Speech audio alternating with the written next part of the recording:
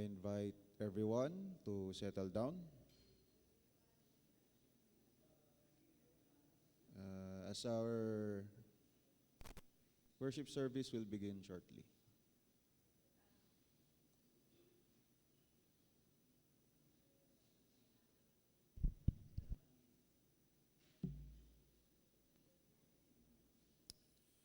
Good morning, Christian Community Church of Novaliches.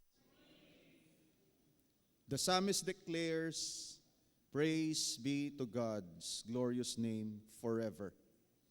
May the whole earth be filled with His glory." Taken from Psalm 72, verse 19. Brothers and sisters, may we be filled with joy of the glory of God as we worship Him in spirit and in truth. Let's honor God with a joyful clap of praise.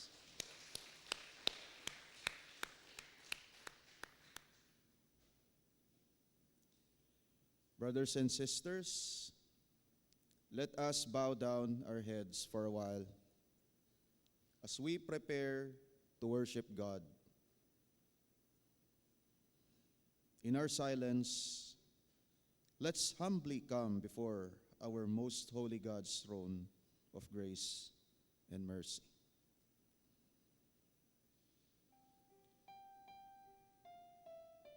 Let us exalt God, realizing that He is all-powerful. Let us praise Him, acknowledging that He is almighty. And let us thank Him that He is compassionate. Let us lift our highest praise to His glorious name and revere Him as we live for Him each day of our lives. Let our hearts be grateful to our Lord Jesus' greatest sacrifice and love for us. When He died to free us from the bondage of sin and brought us to His everlasting light, let us praise Him because He is our sustainer, our light, our strength.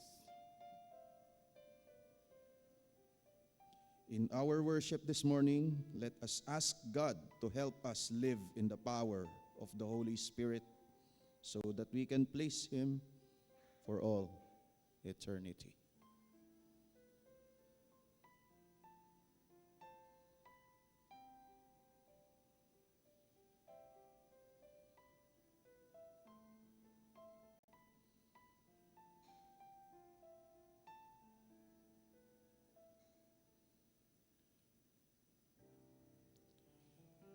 My beloved brethren, may I request everyone to please rise. Let us sing our opening hymn, "To God Be the Glory."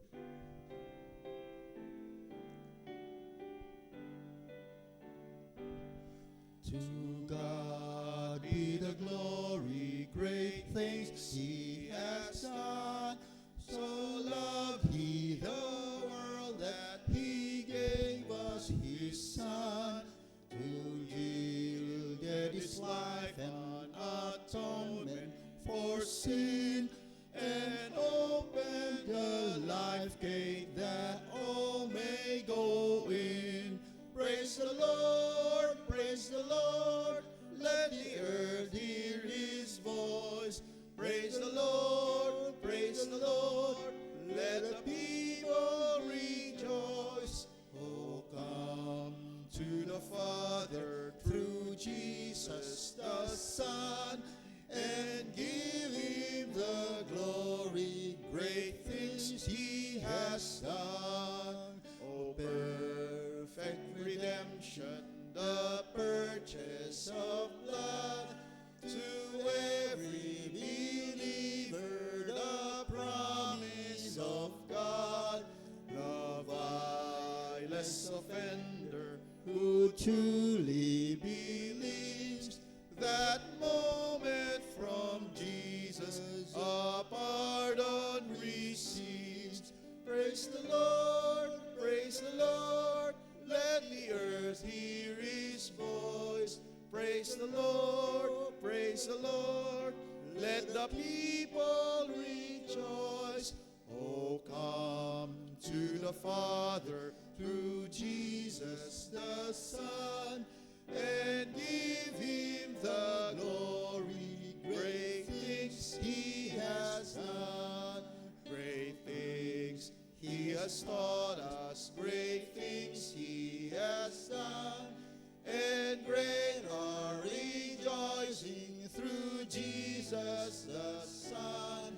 But purer and higher and greater will be our wonder, our transport, when Jesus we see. Praise the Lord, praise the Lord. Let the earth hear his voice. Praise the Lord, praise the Lord. Let the people rejoice. Oh, come to the Father through Jesus the Son, and give him the glory. Great things he has done.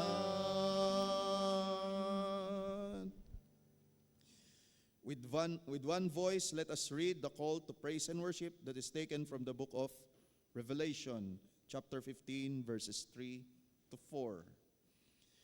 Great and marvelous are your deeds, Lord God Almighty. Just and true are your ways, King of ages. Who will not fear you, O Lord, and bring glory to your name? For you alone are holy. All nations will come and worship before you, for your righteous acts have been revealed. Let us continue worshiping God by singing, How Great Thou Art.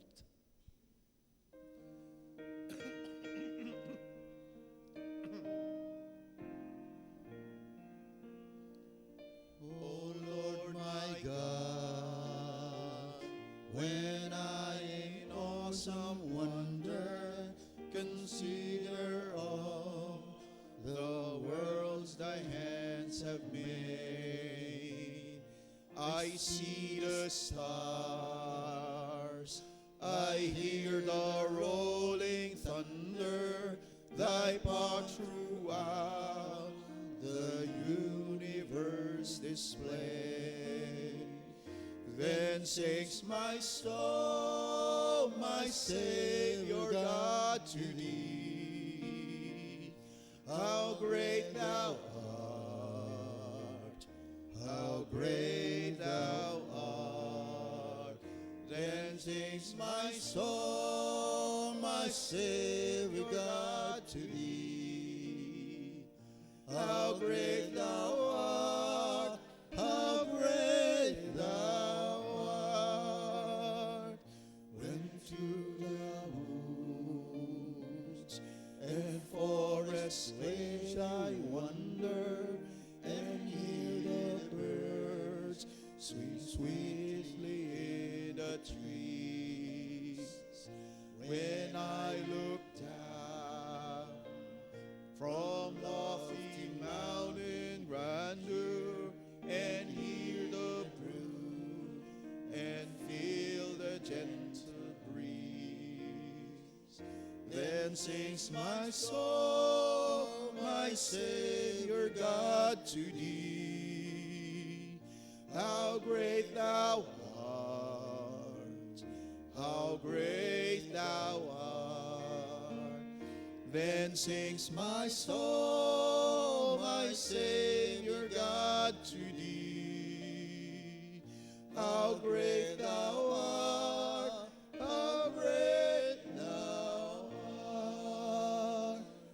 And when I think that God his Son not sparing sent him to die, I scarce can take it in, that on the cross my burden gladly bearing, he bled and died to take away my sin. sings my soul, my Savior God, to great thou art, how great thou art. Then sings my soul, my Savior God, to thee. How great thou art, how great thou art. When Christ shall come with shouts of acclamation and take me home, what joy shall fill my heart. Then I shall bow in humble adoration and there proclaim, my God, how great thou art. Then sings my soul, my Savior God, to thee. How great thou art, how great thou art. Then sings my soul, my Savior God, to thee. How great thou art, how great thou art.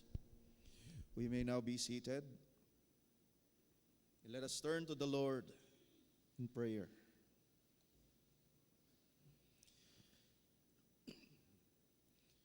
O Lord, our great and almighty Father and King, we come with humble hearts to your presence this morning.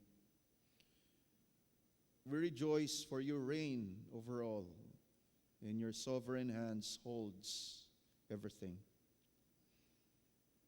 Everything happens, works, exists by your will. And together with all your children and creation, we will shout your praise and exalt your holy and awesome name. O God, in the light of your glory, we see darkness in our hearts. We see our own transgressions. O God, we have walked away from the straight path and followed all our whims and our vain passions that are against your will. In humility, O Lord, we ask for your forgiveness, for we have fallen short of your glory. We have gone our own ways, selfish, proud, and blatantly disobeying your statutes.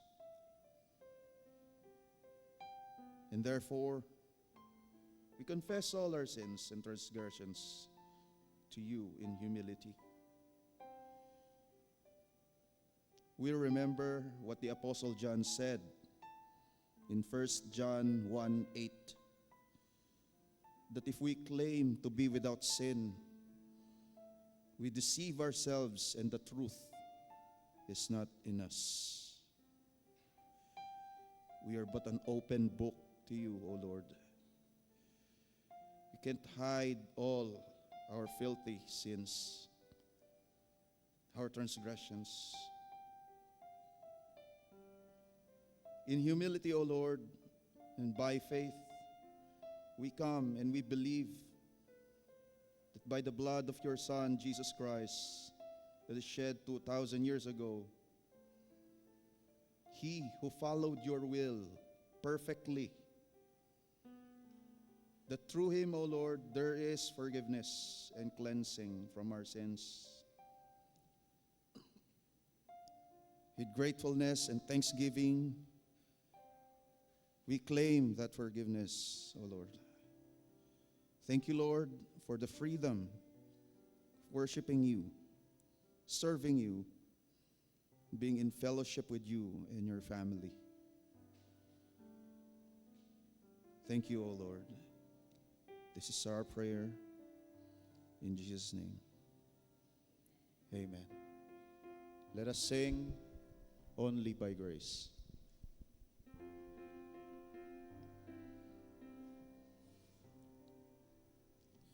Only by grace can we enter. Only by grace can we stand. Not by our human endeavor, but by the blood of the Lamb. Into your presence you call us, you call us to come. Into your presence you draw us, and now by your grace we come. And now by your grace we come.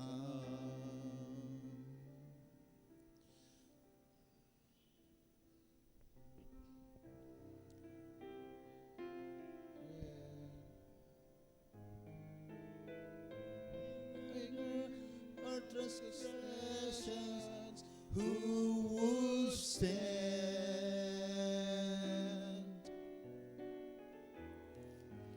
Thanks to your grace, we are cleansed by the blood of the Lamb.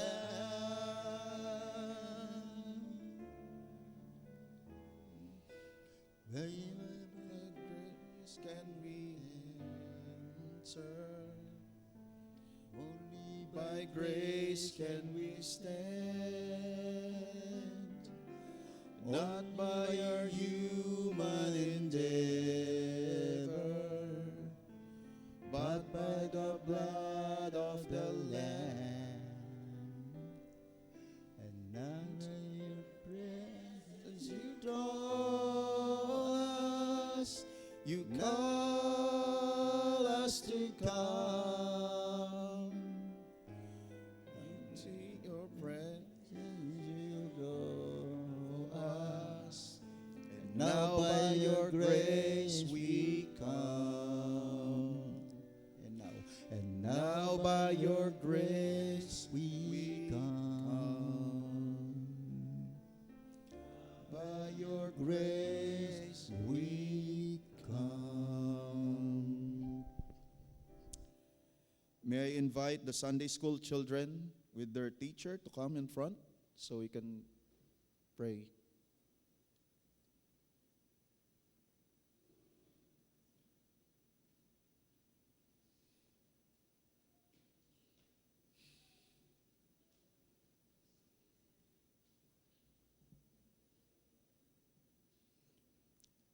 Let us come in prayer. O Lord, our God, we come to you, and this morning, Lord, we pray for the lives of these children. We pray, Lord, that you will illumine their minds, Lord, that your word will be planted in their hearts, Lord, as early as now, Lord God. We also pray that you empower all our teachers who will teach them your precepts from your word. We also ask for your guidance, O Lord, as we study your word this morning, Lord. Open and give our hearts a good soil for the planting of your word, O Lord. Illumine our minds and our hearts this morning. We also pray that you empower our speaker this morning, Lord God. We commit to you everything, and we exalt your name. This is our prayer. In Jesus' name, amen. Please stand as we reverence in the reading of this. Glory be to the Father and to the Son and to the Holy Ghost, as it was in the beginning, and now and ever shall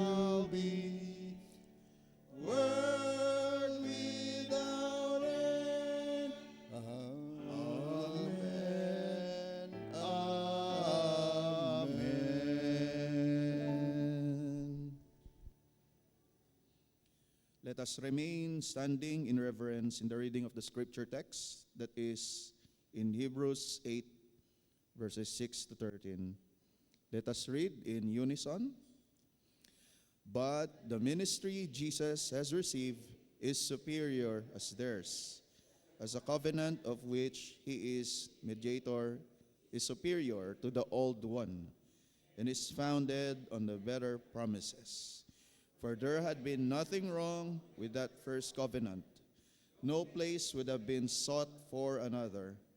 But God found fault with the people and said, "The time is coming, declares the Lord, when I make a new covenant with the house of Israel and with the house of Judah. It will not be like the covenant I made with their forefathers. Then I took them by the hand and led them of Egypt, because they did not remain faithful to my covenant, and I turned away from them, declares the Lord. This is the covenant I will make to the house of Israel after that time, declares the Lord. I'll put my laws in their minds and write them on their hearts. I will be their God, and they will be my people. No longer will a man teach his neighbor or a man his brother, saying, 'Know the Lord,' because they will all know me, from the least of them to the greatest. For I will forgive their wickedness and will remember their sins no more. By calling this covenant new, he has made the first one obsolete. And what is obsolete and aging will soon disappear." Praise God for the reading of his word. Let us sing, "Open my ears that I may hear."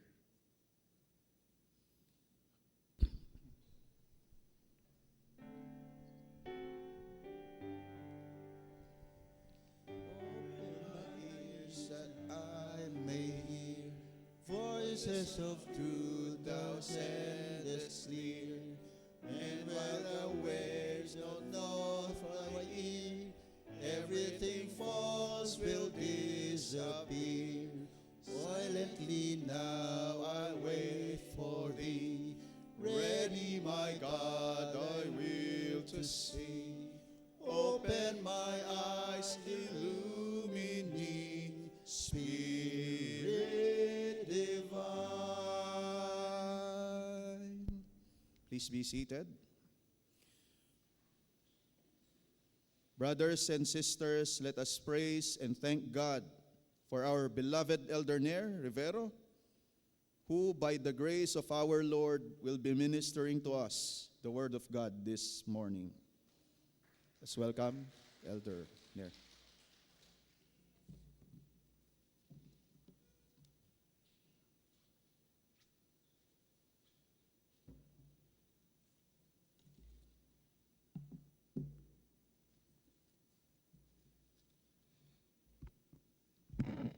Good morning po, Church. We will be delving into this series yung kasunod po nung ating theme from the last few months, yung ating reaffirming our Reformed roots. So for the last few Sundays na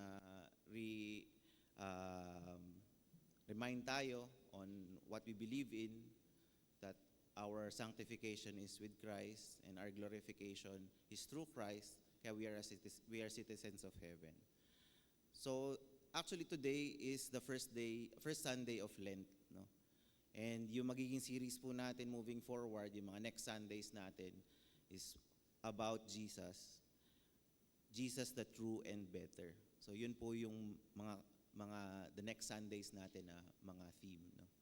And for today, we'll be knowing Jesus more as our true, better, and ultimate mediator.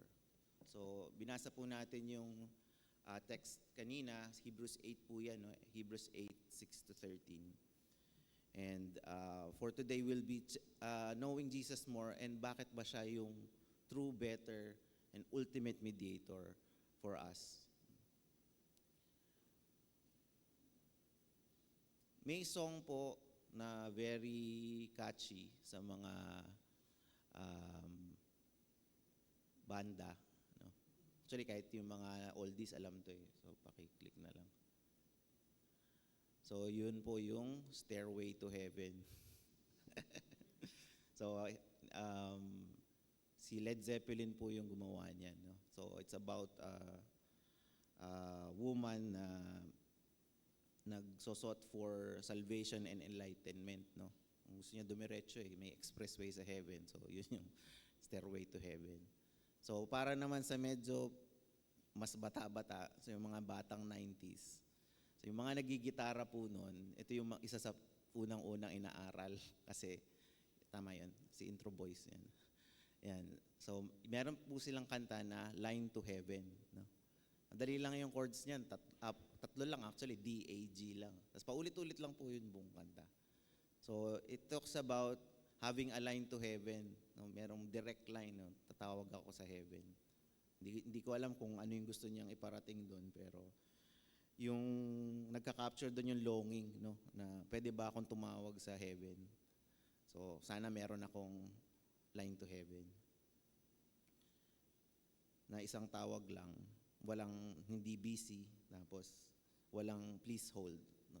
Nakakainis yun, no? Yung pag tumatawag tayo sa mga customer service. Tapos, please hold. All our all our representatives are busy now. Please stay on the line. Tapos isang oras na, andun ka pa rin. Nawawala na yung pagka-Kristiyano mo. Dahil intay ka lang na intay. So relatable, di ba? Yung gusto natin merong magbi-bridge sa atin. Gusto natin na may nagre-reciprocate. Deep inside, binow yung distance eh. May gap, may separation from dito sa atin, sa lupa, sa heaven. Pero pag inopen natin yung Hebrews, makikita natin dito, may madidiscover tayo na something profound. No? So hindi expressway, so hindi hotline yung kailangan natin, hindi technology yung solution, we need a mediator. Okay. So next slide please. Next slide. So background lang po ng Hebrews, no. Ito yung isa sa pinaka-dreaded na libro sa mga nag-aaral ng theology kasi sobrang deep niya. Hindi nga alam kung sino yung hindi reveal dito kung sino yung writer ng Hebrews. Sabi si Paul daw pero hindi siya conclusive. Pero dun sa since we are reading si chapter 8, dinidelve natin si chapter 8. Quick background lang dun sa chapter 1 to 7. So pinakita nung author ng Hebrews na Christ is superior to angels, Christ is superior to Moses and the Levitical priesthood. No? So makita nyo dyan sa picture, greater siya dun sa mga yon. No? And He is the eternal high priest after the order of Melchizedek. Kung naalala nyo po, previously merong sermon si Pastor Kokoy din na may parang high priest that came out of nowhere na siya yung nag-aanoin tapos may yung mga people of Israel sa kanya. So yun yung foreshadowing ni Jesus na siya yung magiging true and better high priest and mediator kay God. So yung verse na binasa po natin kanina, lalo na dun sa verse 6, no? Christ has obtained a ministry that is more excellent since He is the mediator of a better covenant and acted on better promises. So He is the mediator of a better covenant. So as we delve into yung verses 6 to 13, yung ating text for today, makikilala natin siya ng mas malalim. Pero ano ba ibig sabihin ng mediator? No? So makita nyo dyan sa picture, merong dalawang icon, per tao yan eh. No? Tapos may bridge. No? So yung mediator po is sa Tagalog, tagapamagitan. No? Pero in the context ni Jesus, siya yung magiging tagapamagitan ng Diyos sa ating mga tao. No? Si God kasi holy eh. Pero tayo, sinful. So kung naalala nyo yung first letter ng tulip, we are totally depraved. So hindi tayo kagad, we fall short of the glory of God. Hindi natin siya pwedeng maanuhan ka agad, makausap, diretso. Kasi we are unworthy. So kailangan natin ng tagapamagitan. Sa Bible, very clear dito yun. No? Since the Old Testament, meron mga namamagitan. So, previously may mga high priest, no? Kung meron tayong setup ng temple worship dati, may mga sacrifices. Tapos yung high priest yung nag-bridge nung sacrifice na yun papunta sa Diyos. Alala ko nung nag-aaral ako under Pastor Nomer sa introduction of the Old Testament. Pinapabasa sa amin yung mga books of the Bible. So may isang linggo kami, babasahin namin yung isang book. Kasi yung pinakamahirap na book na nabasa ko doon, yung Leviticus. Inis na inis ako na binabasa ko yun kasi puro ritual. So, kung titingnan nyo doon, lahat ng kasalanan nyo may katumbas na na sacrifice. So kung wala kang pera, wala kang kasi yung mga premium, yung mga kaaf tsaka yung mga tupa, di ba? Pero minsan walang pera yung ibang Israelita. Pwedeng gawin kalapate. So wala kang pera pang kalapate, yung grains. So makikita nyo yung mga ritual doon. Kahit gaano katiting yung mga kasalanan mo.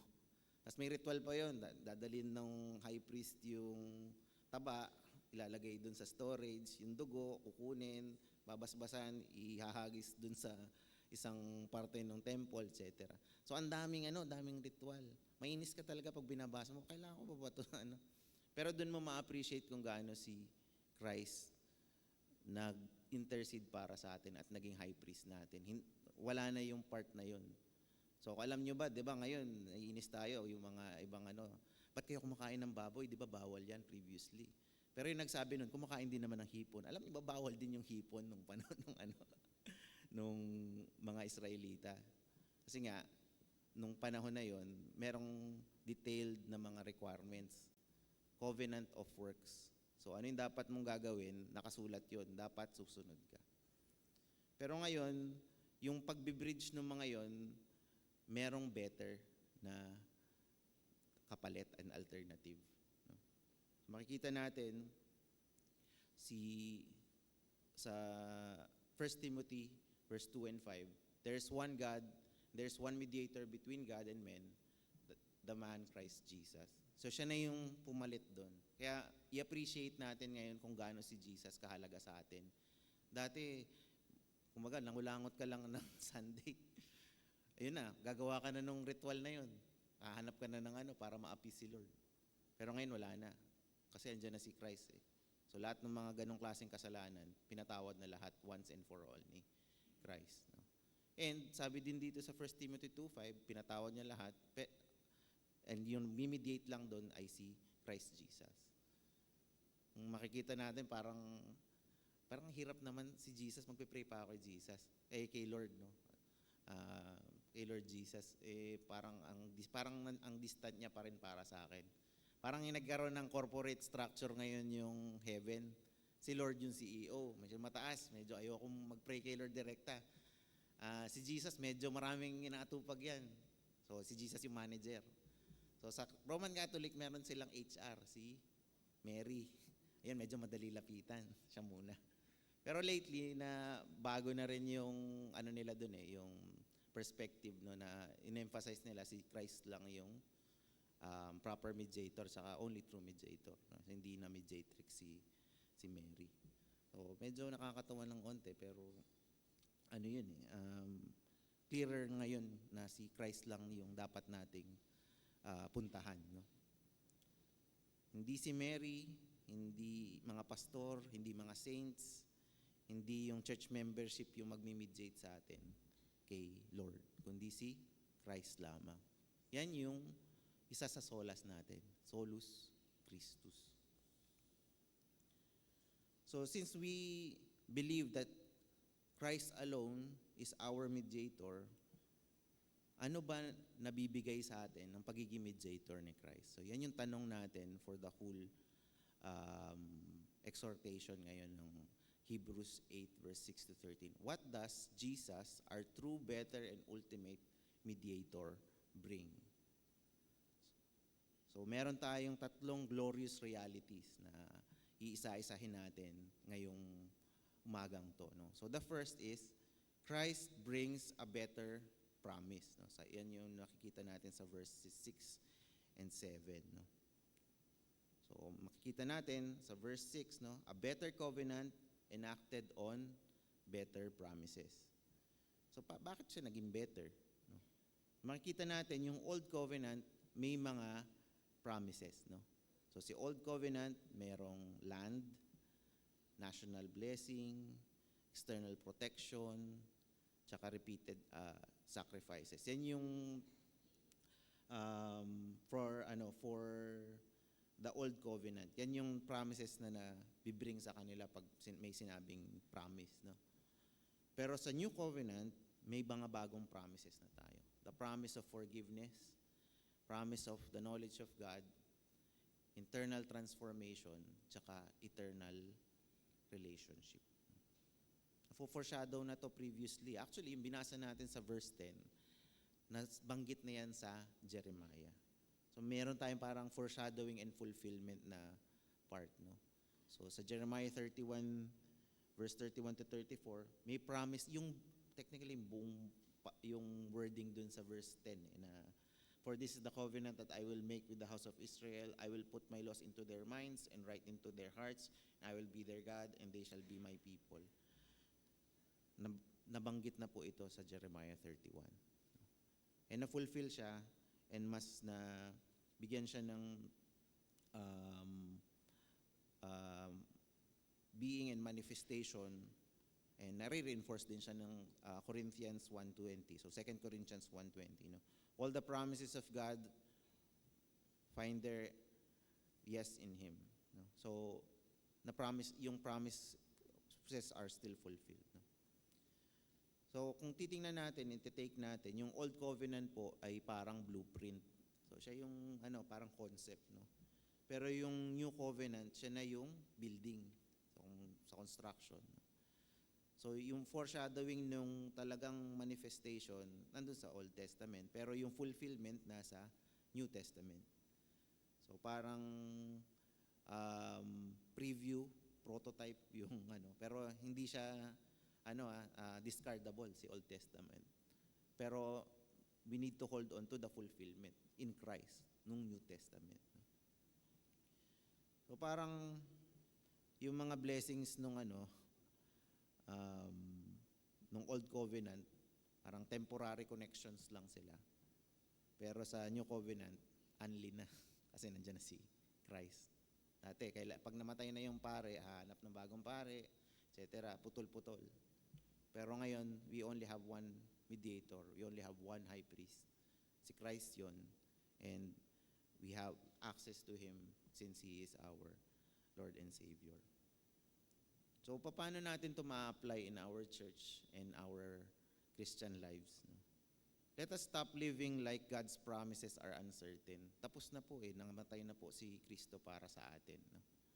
So, kung may mga yun yung promise niya sa atin na ililigtas tayo. Dadali niya si Kristo sa atin, sa buhay natin. Ginawa niya na po yun. Namatay po si Kristo sa krus. So, wag na po natin dagdagan ng mga pasakit natin, ng mga vows natin, etc. It is finished. Sinabi niya rin po yun sa during naghihirap siya sa krus. And with that, yung pinaka-promise na yun, panghawakan po natin. Kasi nagawa yun, kung may promises tayo of blessing, promises that will have a great future, panghawakan po natin yun. Kasi mabuti po si Lord at tapat po siya. Also, we need to stop negotiating with God like we are under probation. Kasi ang usual na thinking natin, pag nagkasala ako, hindi na ako i-bless ni Lord or ganyan. So, nagiging legalistic tayo, nagiging works-based tayo uli na mga Kristiyano, which is hindi, no? Pero hindi to lisensya para magkasala at saka gumawa ng mali. Ang talagang dapat natin na disposition, we need to rest in Christ's finished work. Yun talaga yung kailangan natin ma-settle sa buhay natin. Kasi kung hindi tayo nagre-rest sa finished work ni Christ, parang may gusto pa tayong idagdag dun sa salvation natin. So let Christ be Christ. Let Christ be our high priest. Let Christ bring the better promise. So kung titingnan natin, yung promise is powerful, no? Pero yung promise, kailangan niya magkaroon ng structure. So yung promise, kailangan magkaroon ng covenant. Parang sa mga business, may mga handshake yung mga CEO, may-ari ng mga pero hanggat walang kontrata, hindi binding yung pinag-usapan. So hindi lang better promise ang dala ni Kristo. He brings something deeper. He brings a better covenant. So yan yung i-explore natin sa verses 8 to 12. No? Christ brings a better covenant. No? Makikita po natin dun sa verses 8 to 12, merong repeating words. No?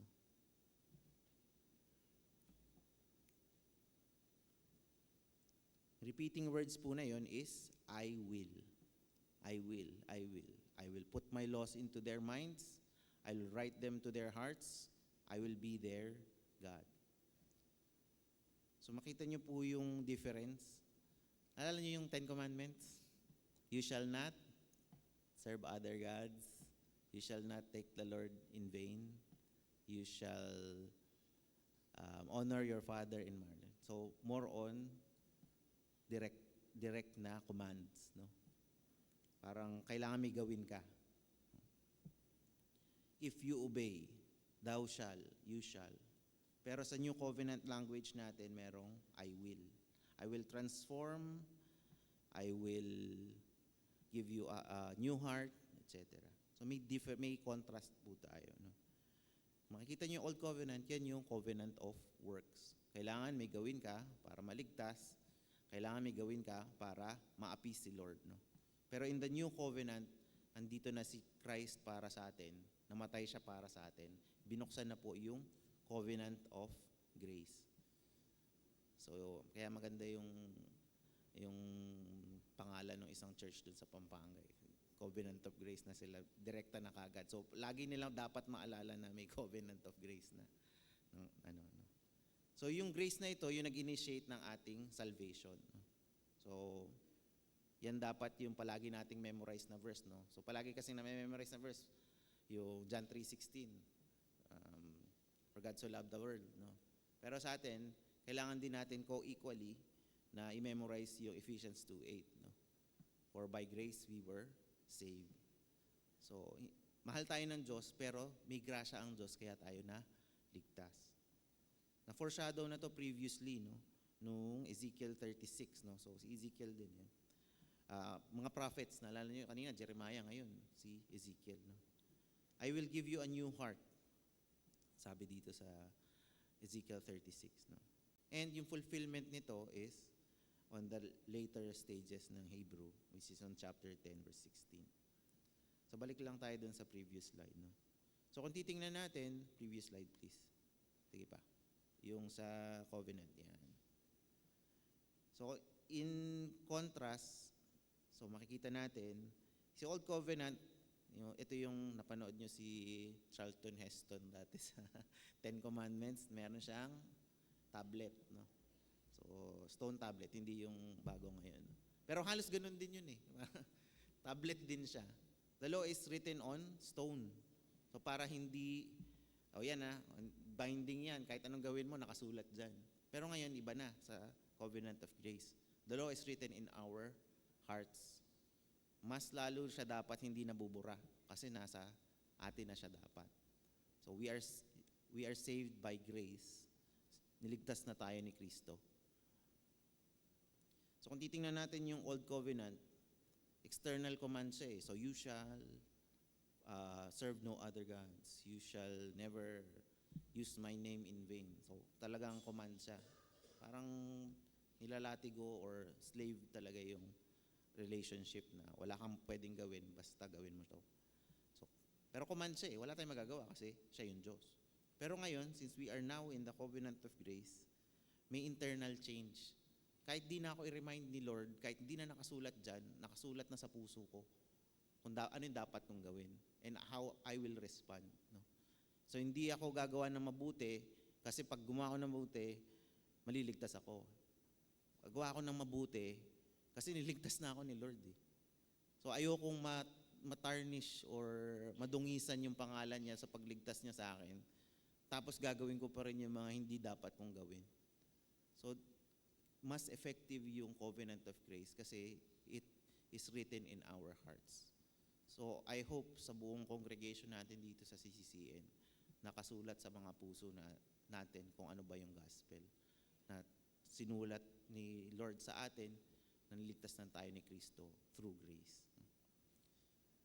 So parang ano yan parang titingnan natin sa classroom setting, no? Parang may group project, ang thinking natin, Lord, ginawa ko na yung part ko, ikaw naman. Tapos, pero hindi 50-50 kasi yung yung sa mga group project. Hindi parang group project yung salvation natin. It's 100% grace, no? So nandito na tayo sa New Covenant. 100% grace producing real obedience. Kaya tayo sumusunod dahil may grace si Lord sa atin. Hindi dahil compelled tayo, but we have the heart of gratitude and we have the joy in following Christ. Kasi niligtas niya na tayo. Yun yung New Covenant. And yun yung dapat nating panghawakan. So, paano natin ma-apply ito sa ating church and sa ating mga Christian lives? No? We need to trust the I will of God more than your I will try. Kasi, kakayanin ko to, Lord. Kakayanin ko to, Lord. Yan yung mga usual natin na gustong ipakita. May strong ako kasi Christian ako. Pero hindi Ang gusto ni Lord is surrender.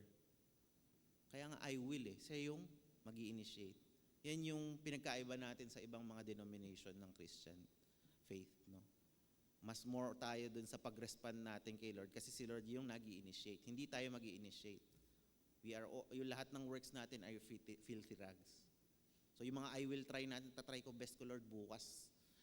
Magda-diet na ako. Okay. Bukas mag-iipon na ako.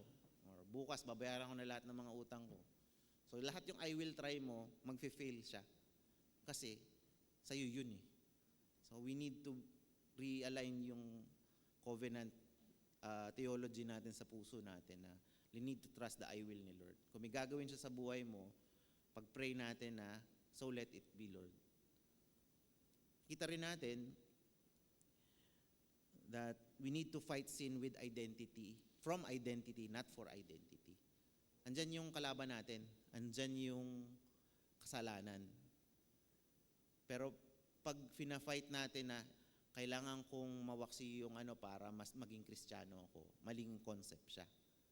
Kasi kaya mo siya nilulubaya, kaya mo siya iniiwasan kasi alam mo na identified ka with Christ. Ang mandate po sa atin is not fight sin, no? Flee from sin. Kasi we are weak. Si David nga sumilip lang. Nag-downward spiral na buhay niya. Pero sumilip lang siya. From the man of God's own heart. Sumilip lang. Hindi naman niya nakatiwangwang lang si Bathsheba Pero pwede niya man sabihin, nakalabas lang yan doon. Ito nasa Pwede niyang yun, pero hindi siya nag-flee Kala niya kakayanin niya So yan yung dapat nating panghawakan. Hindi nating kaya yon kahit sabihin natin gaano tayo ka-grounded, gaano natin kamahal yung mga asawa natin. Kahit gaano tayo pinapahirapan ng mga asawa natin. Pero ang natin, hindi natin kakayanin yung kasalanan kasi ganun siya kalakas. Tsaka tuso yung kasalanan. Kaya we need to flee from sin. Kasi identified na natin na Kristiyano tayo. Kunyari, meron palang nasa calendar ko, may may parang meeting, gathering Uy, si mga kasama dito. Ano gagawin mo? Hindi, kakayanin ko naman Kristiyano naman ako Pero alam mo na yung mangyayari, you need to be proactive. Ano ba identity natin? We are Christians. Alam mo yung patutunguhan nung maging event na yun. Hindi mo na kailangan na negotiable na siya. So we need to fight sin from identity, not for identity, because we are identified with Christ already. Si Christ lang po yung better covenant. So if we belong to Christ, God is actively transforming us. Hindi naman overnight yan eh. Kahit sabihin natin ilang years na tayo nag-church dito sa CN, hindi pa rin tayo fully transformed. Baka ngayon pa lang natin na-imbibe. Ay, ganun pala yung pinaniniwalaan namin. Pero yun yung active work ni Christ sa atin eh, and ni Lord sa atin. Hindi siya yung instant, okay, member ka na, alam mo na lahat na magiging, what it means to be a Christian, hindi. Marirealize natin yung over time. And yun yung kailangan natin i-let sa buhay natin. Let Christ be Christ. Let Christ bring the better covenant sa mga puso natin. Kasi baka andun pa rin tayo sa, hindi, kakayanin kung maging mas mabuti para kay Christ. So parang ako ang mag-aano sa iyo, Lord, ako magdidictate. Let Christ work in us. Yun yung kailangan natin mas ma-reconcile sa buhay natin. So kung meron mga senaryo na nasa harapan natin, Lord, paano ba kita ma-glorify sa sitwasyon na to? Not I, but through you ko gagawin yung mga desisyon ko, iisipin ko, saka gagawin. So, merong serious question tayo. So, how can God say, I will bring your sins no more without compromising justice? Kasi, kanina, tagal natin pinag-uusapan. Okay, may bagong covenant, nililigtas tayo. Pero, paano tayo maliligtas? In the Old Testament, kailangan may mamatay, kailangan merong patayin na tupa, patayin na kalapati. Ang dami palang pinatay nung panahon na yun. No? Pero, paano na tayo ma-atone? Paano natin masasabi na may lasting na justice? Kasi meron tayong kasalanan eh. So, kailangan may tutumbas dun sa kasalanan. How can God say, I will remember your sins no more without compromising His justice? Ano yung bigla na lang mawawala yung kasalanan natin? Forgiveness is not cheap. Kahit sa atin yan, kahit sa ating mga Kristiyano eh. Kahit nagsorry na yung may sa atin, mga nagkasala sa atin or nagkaroon ng mga alitan sa atin, hindi natin siya easily na forgive. Paano pa kaya si Lord? Pero dito natin makikita that covenant grace is not sentimental. No? Justice will be satisfied and was satisfied. So paano magagawa ng isang mediator na masatisfy yung ano yung isa-sacrifice niya para matip yung balance? Alam niyo, kilala niyo si Lady Justice, yung may babae na nakapiring sa mga Korte Suprema, Court of Appeals. Meron siyang hawak-hawak na timbangan. So pag may kasalanan ka daw, dapat may tutumbas. Yun yung justice. So tayo, infinite yung sin natin kasi yung mga forefathers natin. Tapos may ginagawa pa tayo mga sin. So, paano ma-outweigh yun? So, dito natin makikita, sa last point natin, how can our mediator bring about and secure the covenant? He brings a better atonement. So, sa Hebrews 8, na binasa natin, nagiging foreshadowing siya, tsaka siya yung prelude ng chapters 9 to 10, yung chapter 8. No? So, a mediator must do more than speak. No? He must deal with sin itself. So, yung time nila Aaron, yung mga Aaronic, Mosaic na mga temples, ginagawa nila yung sacrifice, yung ritual para ma-appease. No? Hindi lang magsalita, oh Lord, patawarin mo na to, ito na yung ano niya. So, kailangan gawin niya yung ritual. Pero, sa kaso natin, yung kasalanan natin sobrang bigat eh. Hindi na siya yung mga petty sins ng mga Old Testament. No? Kaya ang hirap i-reconcile nitong nababasa ninyo sa screen sa Hebrews 8:12. No? For I will be merciful toward their iniquities and I will remember their sins no more. Saan yung justice dyan? Walang biglang nawala. No? Pero dito natin mas ma-appreciate yung si Christ, kung paano siya naging ultimate sacrifice saka ultimate atonement natin. Meron kasing dual nature si Christ, no? So, He is truly God and truly man. Kaya siya yung fitting sacrifice saka fitting mediator all-in-one si Christ. Kasi para magkaroon ng infinite value, para dun sa infinite sin natin, kailangan may infinite value. Siya lang yung magiging infinite value. Kaya truly God siya. Kasi kung hindi siya yung tunay na Diyos, hindi ma-outweigh or mababalance out yung kasalanan natin. And He's also truly man. Pag God siya, hindi naman siya mamamatay. So, kailangan niya mamatay. So, He's also truly man. To walk with us, tsaka, to sacrifice for us as well. And mediate for us. Because if He is not God, His sacrifice has no infinite value.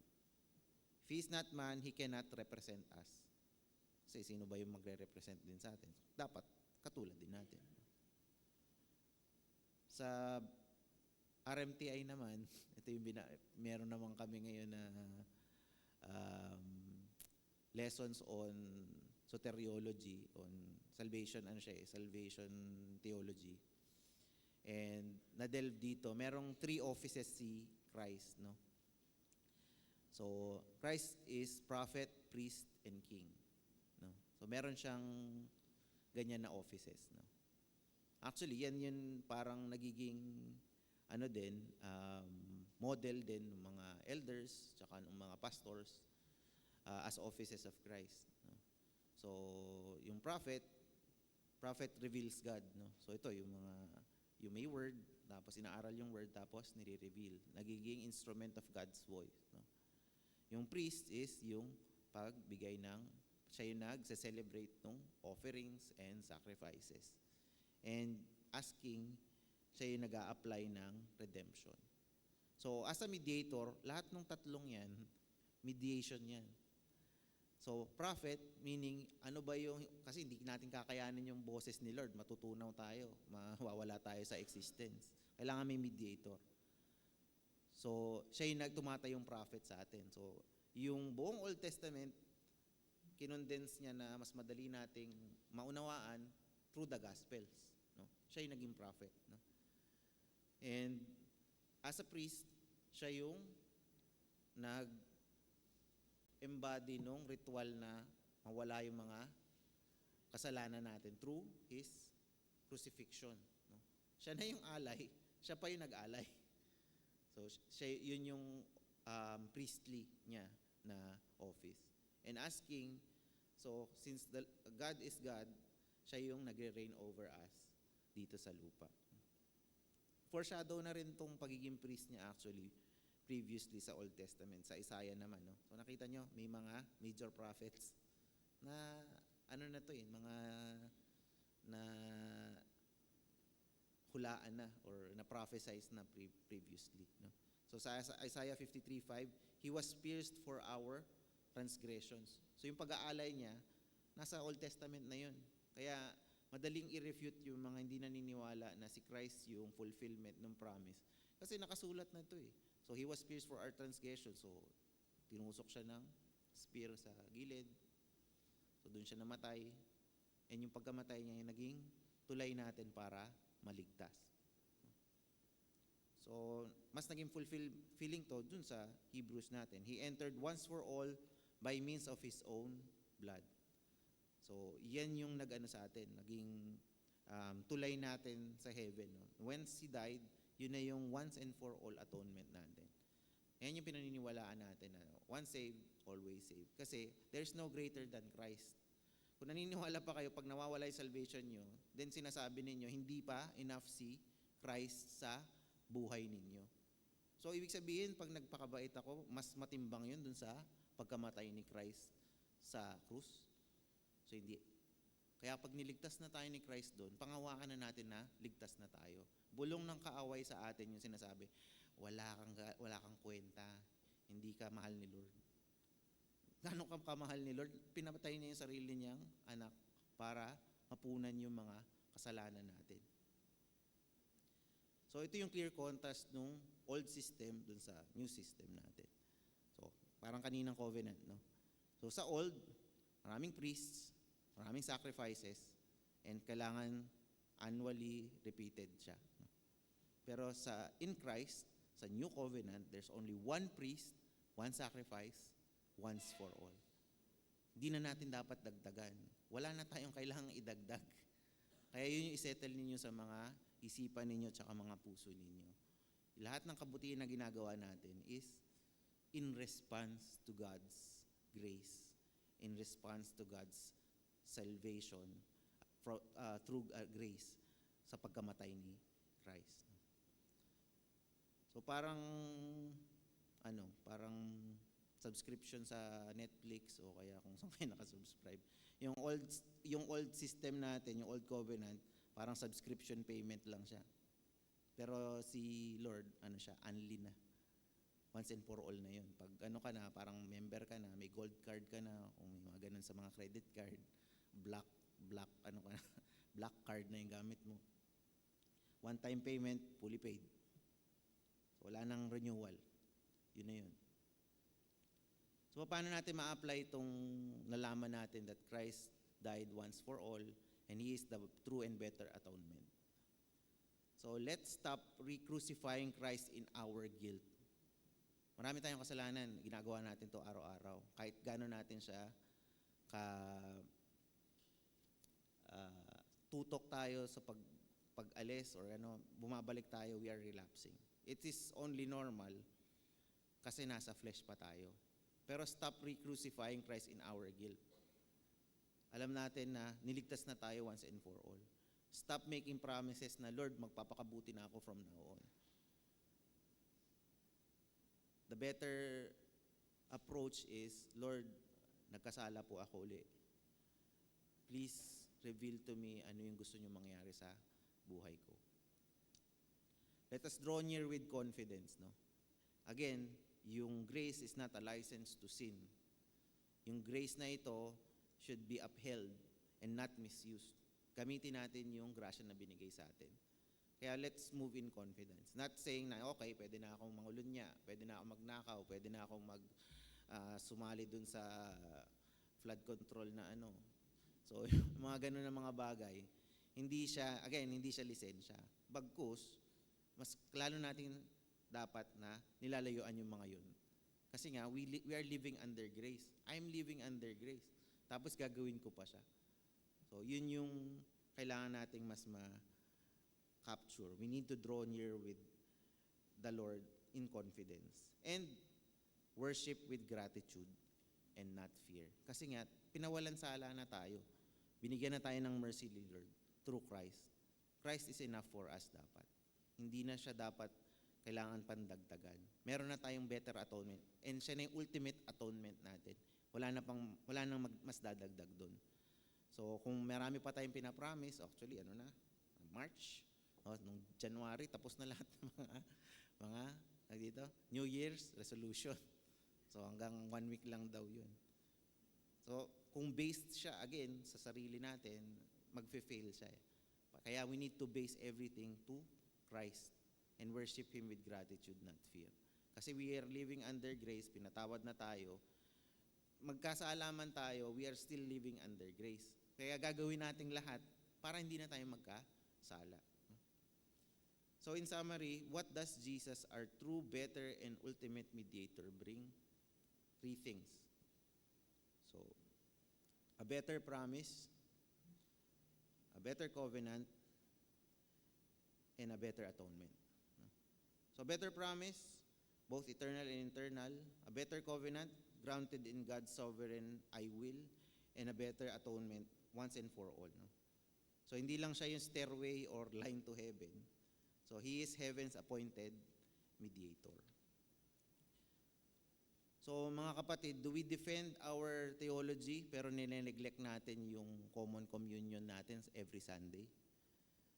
So, mas mahal ba natin yung precision ng order ng ating liturgies, ng ating mga programs, pero nawawala yung spiritual affection natin? So, madalas ba tayo magdebate kaysa mas puna natin yung devotion natin? So we need to produce warmer hearts as Christ is our mediator. Ganon din dapat tayo nagme-mediate with us dun sa mga lost. No? Nandun yun sa pangilan natin, pangalawa, call out the lost sa second C ng CCCN. No? So, if Christ is our mediator, we need to ensure that we pray boldly, we repent confidently, we worship joyfully, and we rest in Him deeply. So in conclusion, meron akong i-share na hymn. No? Ito yung Arise, My Soul, Arise. Sinulat siya ni Charles Wesley noong 1742. Hindi ko lang alam bakit wala siya dun sa hymn book natin. For some reason. Kasi Westminster hymnarian to. Si ano. Ayan.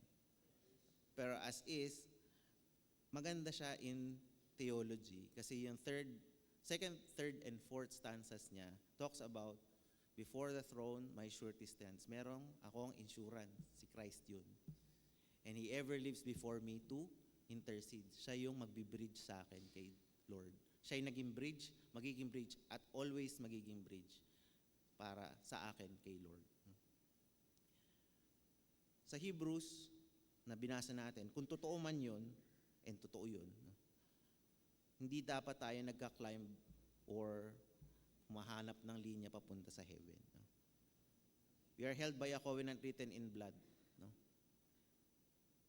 Dugo yung dumanak para sa covenant na yun. Hindi natin kailangan maghintay for the approval in heaven. Hindi dapat natin nino-negotiate yung forgiveness natin. Hindi dapat tayo maghanap ng iba pang mediator. No? We have one. We have one that is true, better, and the ultimate mediator. Hindi niya pinababa yung utang natin na kasalanan. No? He paid it in full. He did not meet us halfway. He came all the way down dito sa lupa. He does not merely remember us occasionally. No? He lives right now to intercede for us. So bakit palaging tahimik tayo pag tungkol sa Kanya na yung pinag-uusapan? Bakit hindi tayo bold na i-share siya sa ibang tao? So, malakas yung doktrina natin sa Reform. Pero dapat nagpo-produce to ng devotion. Sa mundo, mas pinahalagahan nila yung all paths lead to God. Ito yung sinabi din ng previous na Santo Papa. Pero with us, we say with all humility and confidence, there is only one mediator. Pag sinasabi sa atin ng konsyensya natin or guilt or nung kaaway, you are condemned, we answer back, my mediator stands before the throne. So sa hymn ni Charles Wesley, na-capture niya to no? Yung before the throne my surety stands, my name is written on His hands. He ever lives above for me to intercede. So hindi lang to a form of literature, no? Reality to. So para sa atin, as a church, as CCCN, let us arise in assurance, arise in worship, arise in proclamation, because Jesus Christ is not merely our better option. He is our only hope, our perfect high priest, our covenant Lord, our ultimate mediator, and He is worthy to be proclaimed. Let us pray. Our gracious and sovereign Father, we come before you with humble and grateful hearts po.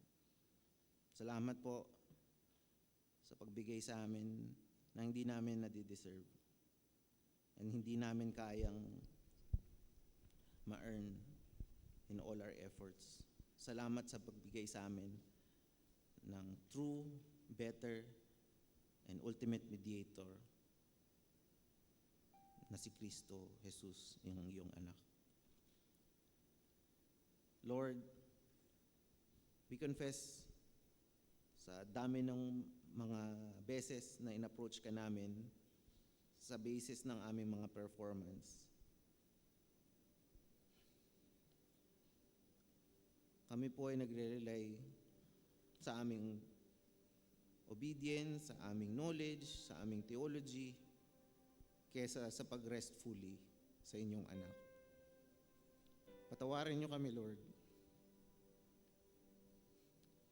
for treating lightly the blood of the covenant.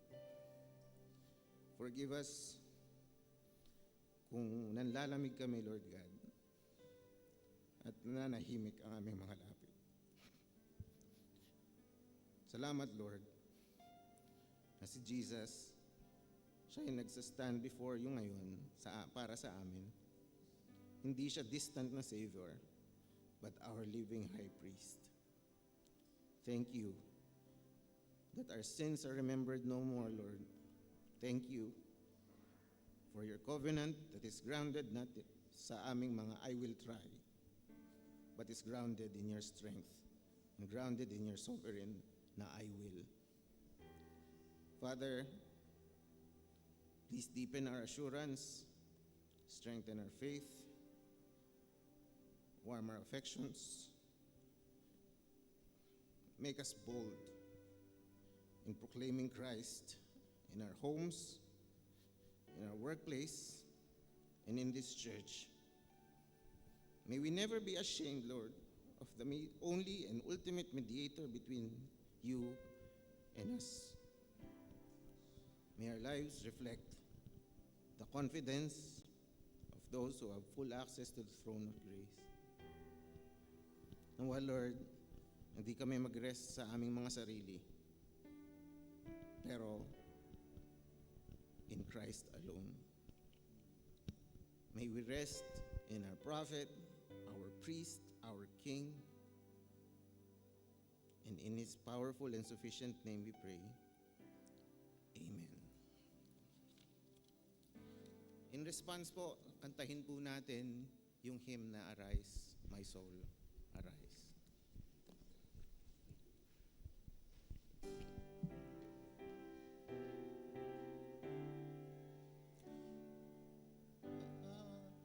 Arise, my soul, arise. Shake off thy guilty fears. The bleeding sacrifice in my behalf appears. Before the throne my surety stands. Before the throne my surety stands. My name is written on his hands. He ever lives above for me to intercede. His all redeeming love, his precious blood to plead. His blood atoned for all our race. His blood atoned for all our race, and sprinkles now the throne of grace. 5 bleeding wounds he bears, received on Calvary. They bore effectual prayers, they strongly plead for me. Forgive him, oh forgive, they cry. Forgive him, oh forgive, they cry. Not let the ransomed sinner die. The Father hears him pray, his dear anointed one. He cannot turn away the presence of his Son. His Spirit answers to the blood. His Spirit answers to the blood and tells me I am born of God. My God, I'm reconciled. His burning voice I hear. He owns me for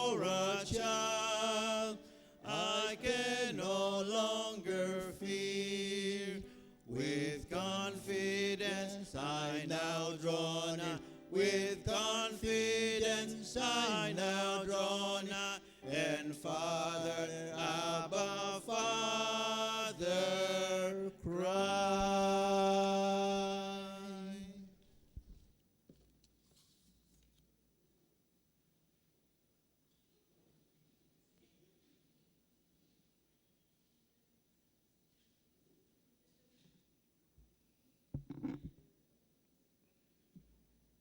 Brothers and sisters, let us now prepare to bring our tithes and offerings as our sacrificial act of worship. But before that, may I read to you an exhortation that is taken from 2 Corinthians 9:12. This service that you perform is not simply, it's not supplying the needs of God's people, but is also overflowing in many expressions of thanks to God. May call now on our deacons to collect our tithes and offerings.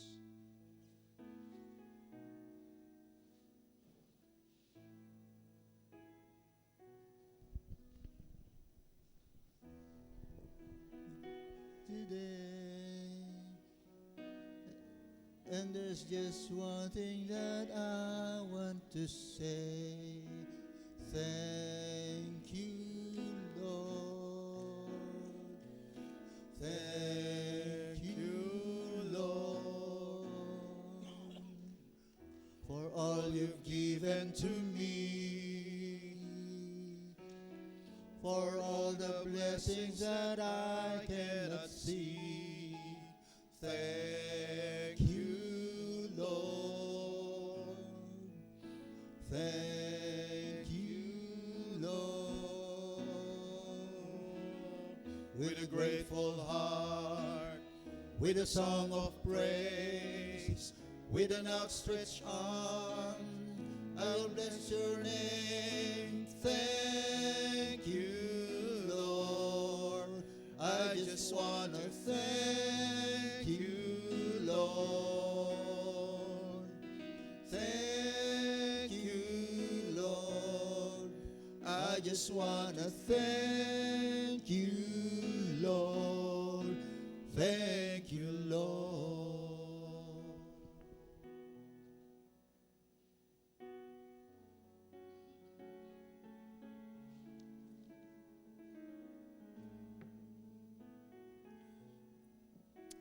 Let us pray. Our Jehovah Jireh, from whom all good and perfect gift comes from. Praise you, Lord, this morning. And with grateful hearts, we thank you, Father, for giving us thy bounty, O Lord. We thank you also for this privilege, Lord, that you've given us to give some portions of this bounty for the work of your kingdom here on earth. May these gifts, Lord, be used that more people and more soul may turn back to you. We pray this in the mighty name of your Son, Jesus. This is our prayer. Amen. Shall we all rise and sing our doxology?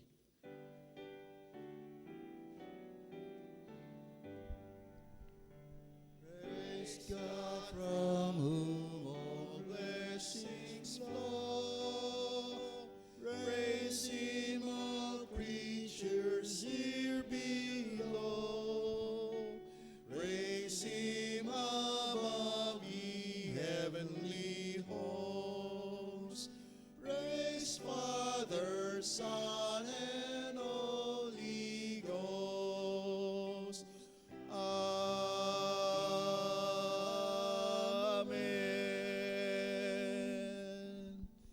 Let us remain standing, and as I call on Elder Nair for the closing prayer and benediction.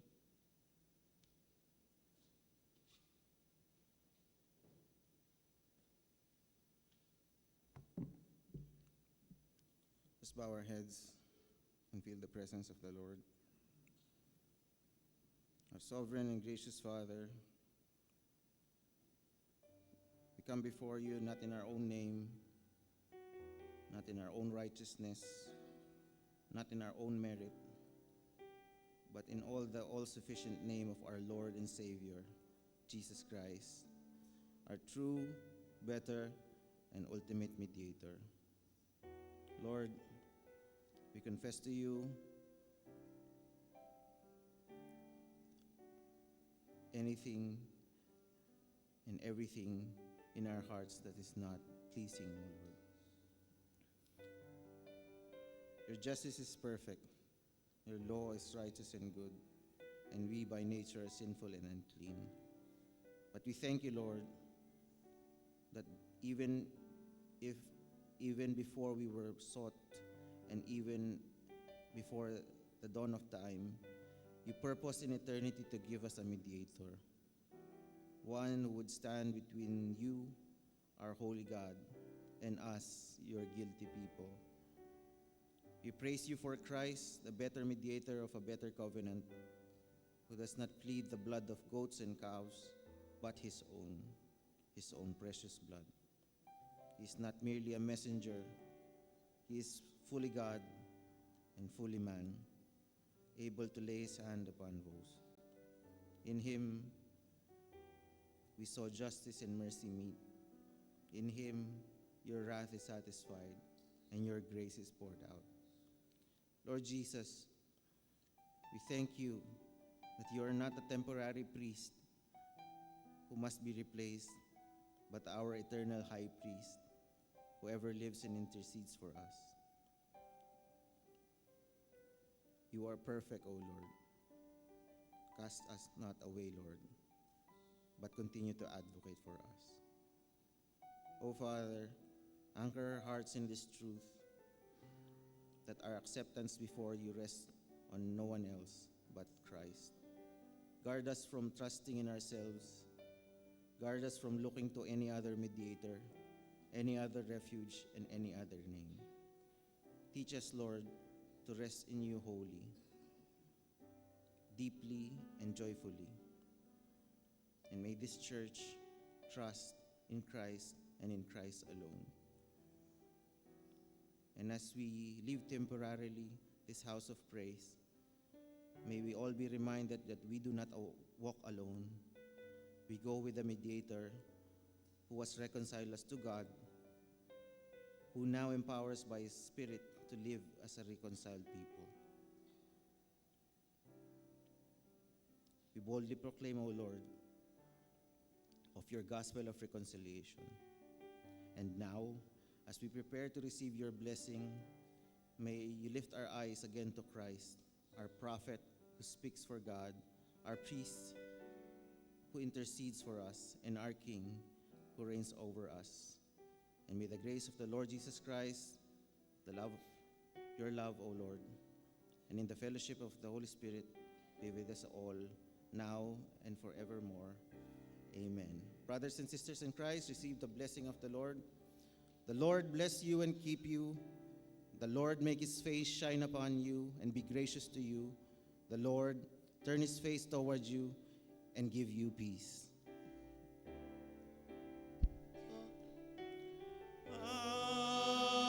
Amen.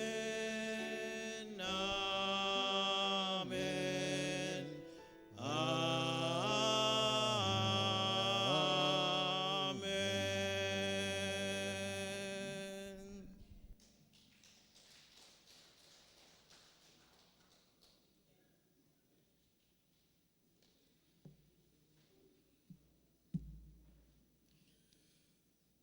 It's time for our greetings and announcements. So, welcome our visitors. And sa umagang ito, I'll take this opportunity to welcome two visitors. No?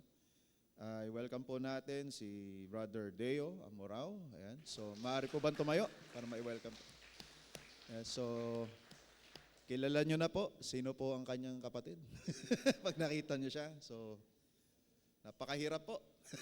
Napakahirap i-decipher. Yan.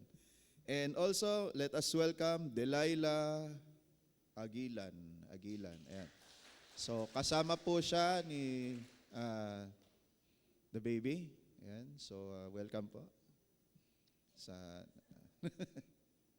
sa ating worship service, no? And also let us welcome our mga online worshipers. You are welcome sa mga susunod pang worship services, and we also hope na makasama rin namin kayo face to face if there's an opportunity. Ayan. So let us greet our birthday celebrants sa February 24. Ayan, si JL Manalus. Ayan. And also for our wedding anniversary celebrators, February 22 kay Brother Ronnie and Deacon Martes. Ayan. So happy anniversary. Let us so let us also greet February 25 kay Randy and Veronica Antonio. So may I request yung mga celebrators to come forward so I can pray for you. Ayan, wedding celebrators and birthday.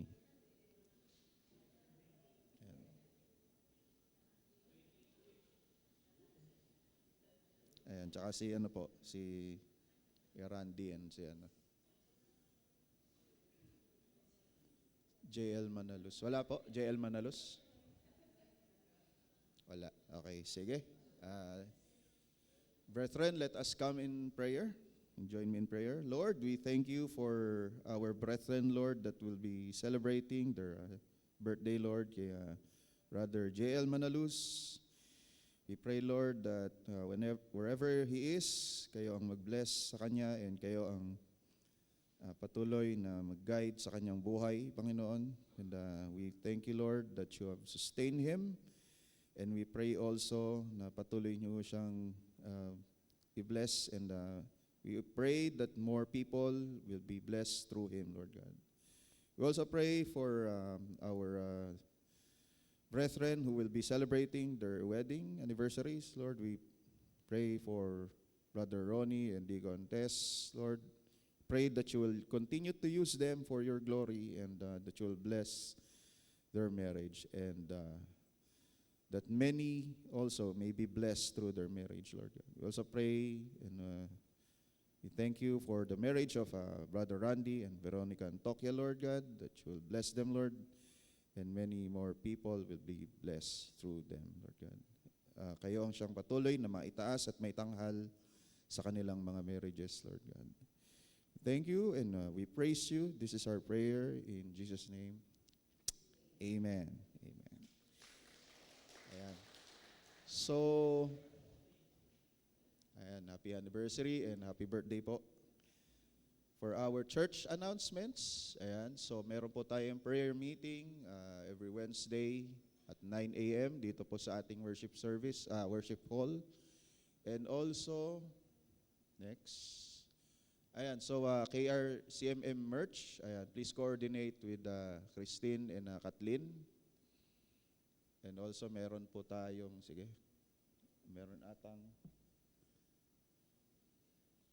meron pong announcement ang KR Nova, and call now on Kathleen. Ayun po, yung sa KRC, good morning po pala muna. So yung KR Classes Metro Manila merch po, ito po yung mga merch nga po nung nakaraan na ina-announce po namin. So ngayon po, pwede pa rin po kayo umorder ngayon po, and ngayon din po yung deadline po ng payment po. So yung makukuha po namin funds po dito is, magkakaroon po kasi ng regional camp po, next slide po. Ayan po, yung movement po. So sa po kasi siya, April 30 to May 2 po. Tapos ayan, nandyan na din po yung, yung about po sa payment po. So kaya ayun po yung sa fundraising po namin, na pwede pa rin po kayo umorder ngayon po, and ngayon din po yung deadline po ng payment po. Yun lang po, thank you po. Tapos po yung, sa last po na announcements, sige, ayun po, inaanyayahan po namin yung youth po ngayon na pumunta po sa aming event po na FEB-IBIG, na ang title po is Masterpiece, Not Mistake, Finding Our Worth and Learning to Love Ourselves in God's Designs po. So pinagpapaalam po namin po yung youth po po, mga tito, tita, mami, daddy, lolo, lola, na inaanyayahan po namin yung youth po na pumunta po mamayang 2 p.m. po para po sa event po na ito. Thank you po. God bless po. Thank you, Kathleen. And kung wala na pong announcements, let us all rise and sing our fellowship song, What a Mighty God We Serve.